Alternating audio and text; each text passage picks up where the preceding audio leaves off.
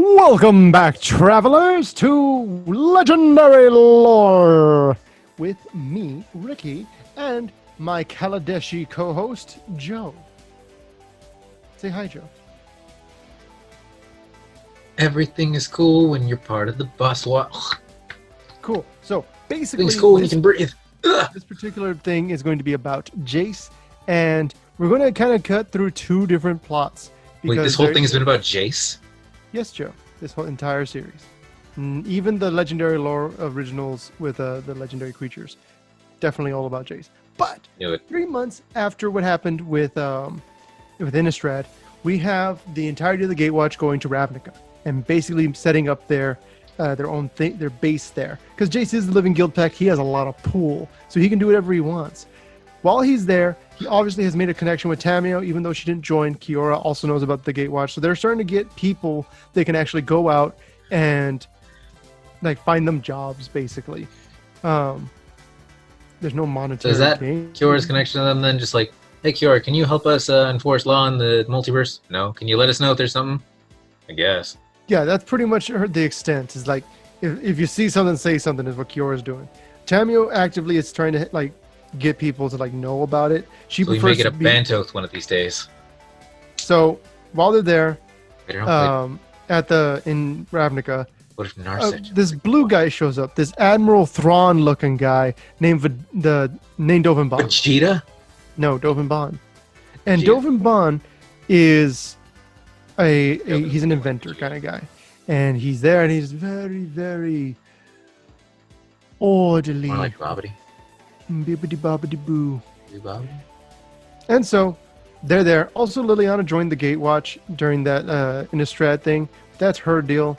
But she's there, and she's like, hey. We're going to go too in-depth in that. This isn't Legendary Lore, Liliana. This is League of Legends starring Jace. I had the first half. You were pretty good. Now, what's important is that at the time this is happening, people are getting petrified. And Jace is like, I should really look into that. I understand that you're here and you need help. And Liliana's like, well, we should just go and Liliana's telling him we should go and fight things that are actual big threats, interplanar threats, extraplanar, sorry, things that are going to threaten the multiverse. That's where our whole deal is. Emrakul, Bolas, things that are going to actually be dangerous. Just like, I'm not here for things threatening single planes. I'm usually the thing threatening single planes. Exactly, because Dovin Bond is there asking them to try and help be extra muscle for the Inventors Fair in Girapur. Because so Dovin Bond starts off like neutral. Dovin Bond is trying to stop these rebellions from happening, and so he's there and he's telling them, hey, look, I need you guys to deal with this. And that's before they realize why they're rebelling. Pretty much. And so while that's happening, there's a little bit of tension because the Gatewatch wants to help, but they also feel like they don't need to help because it's not their job to help.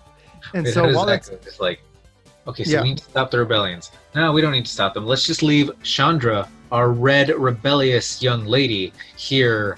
I don't think anything bad will happen though. I mean, she's got Gideon. Gideon's not really idealistic or anything. And they've got Nissa. Nissa's not a giant wild card. At this point, Jace goes and meets up with Razorek, and Ral's like, hey, I have this thing called Project Lightning Bug. It's still it's still going. Niv Mizzet doesn't really know about it at all, but it's doing what it needs to do. I can now tell you when a planeswalker arrives and leaves, and I can tell you that Vraska has been on Ravnica, but she planeswalked seemingly into nothing. What he means by that is that usually you can see where a planeswalker goes when they go there, if that makes sense. Mm-hmm. You can see a trail, but she just and she was gone, as if she went to some kind of special bubble plane. So while that's happening, he's basically just telling him, look out for Vraska, do not leave Ravnica. And Liliana shows up and she's like, Tezzer's on Kaladesh, and Jace is like, we're gonna leave Ravnica. And so, because now Tezzeret's an actual threat to the multiverse. Because Dovin Bond was telling him, hey, there's some thugs and stuff and rebels. But Tezzeret, if he's on an inventor plane, that means he's probably up to no good. So he goes, that happens. They leave. They get Gideon. They're off. On Kaladesh, they meet a Johnny. And Johnny's like, hey. And they meet Pia and Nalar. And they're like, whoa. And she's like, who are you? She's like, I'm Chandra's mama. She died. A fiery accident with the fire. And he's like, no, she didn't. That's Chandra's story. That was a very condensed version of what actually happened. No, that's what happened to her dad. I'm fine. Basically, Jace's whole deal on that mission was working with Sky Pirates and making sure that they could mess with the Aether supply as much as they could for the consulate. And they took down the Sky Sovereign by luring giant sky whales, because sky everything. And eventually they got rid of Tezzeret. Just go back. It's like, wait, what was that thing that blue guy told us to do? Stop the rebellion. Start a rebellion. Start a rebellion. Thank you. I never would have thought of that. Here's the thing. When they get rid of Tezzeret, Liliana discovers that Tezzeret got his orders from Bolas, who was apparently on Amonkhet at the time.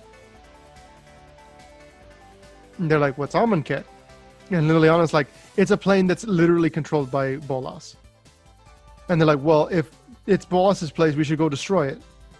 And Jace says, and also, by the way, when they got rid of Tezzeret, he ran away with the planar bridge, which might be an important thing later on.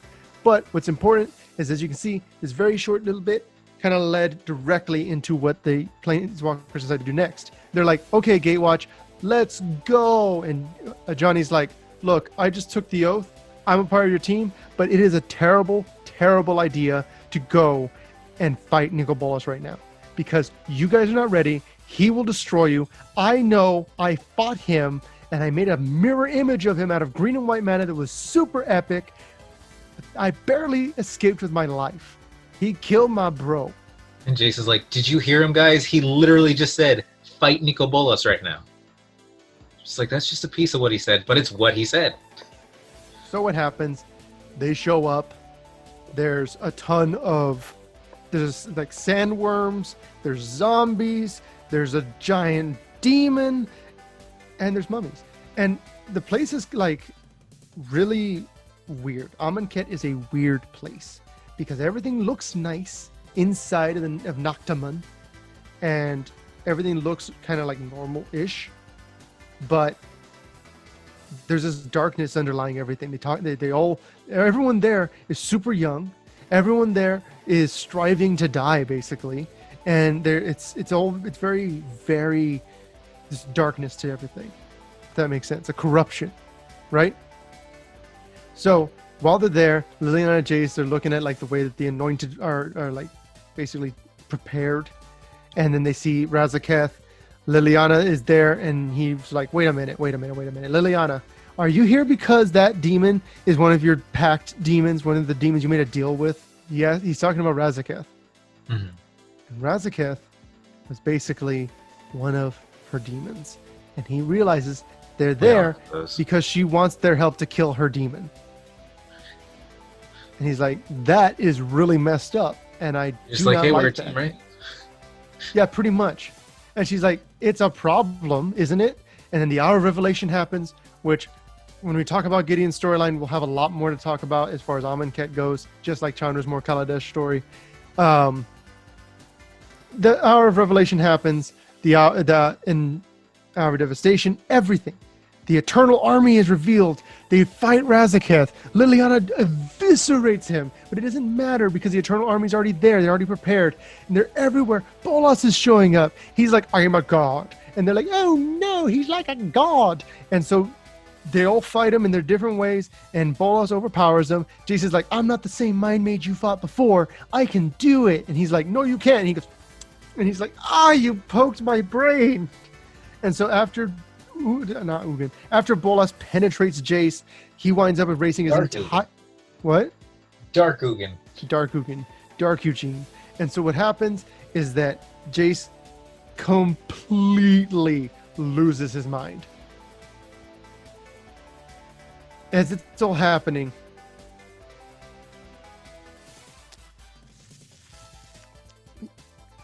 Jace, like, there's this border, this thin line inside of Jace's head, in this core memory, right?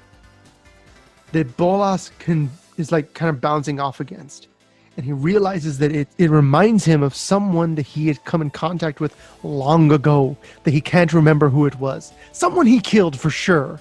Someone who's definitely dead, but he doesn't know who. And as this is happening, as he's coming in contact with that, Jace planeswalk away. He runs away like he always has. But as he runs away, he's leaking memories. He thinks of Emrakul. He remembers Emrakul. And Emrakul begins to even wipe even more of it. It's this magical enchantment that had been like placed around Jace's mind that Emrakul used to try and stop him from remembering. And all these things caused Jace to completely lose everything in his brain, except breathing and fine dining. That's good. And he awakens on an island. And he has no idea who he is. He has no idea where he is. He has no idea what he is. And he has no idea about all the things that have happened to him in the past.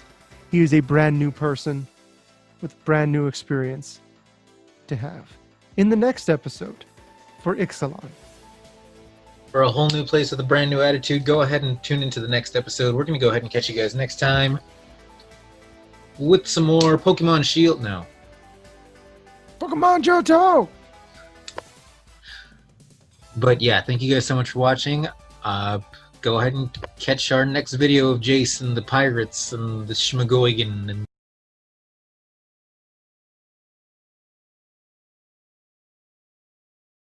the...